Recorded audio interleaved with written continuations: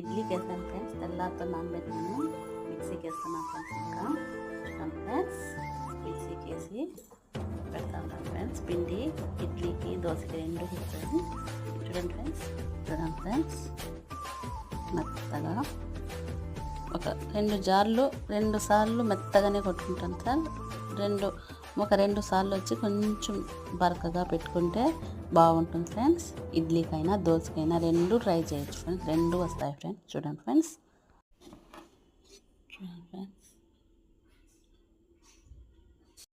అయిపోయింది ఫ్రెండ్స్. కరెక్ట్గా దీంతో ఈ జార్తో 3 జార్లు వేసినాను ఫ్రెండ్స్. అయిపోయింది ఫ్రెండ్స్. మీరుగా ట్రై చేయండి ఫ్రెండ్స్. స్విచ్ కూడా ఆఫ్ చేసేస్తున్నాను. అయిపోయింది ఫ్రెండ్స్. చూడండి ఫ్రెండ్స్, ఇడ్లీ కూడా దోశ కూడా వేసుకోవచ్చు ఫ్రెండ్స్. నీట్గా అయిపోయింది ఫ్రెండ్స్.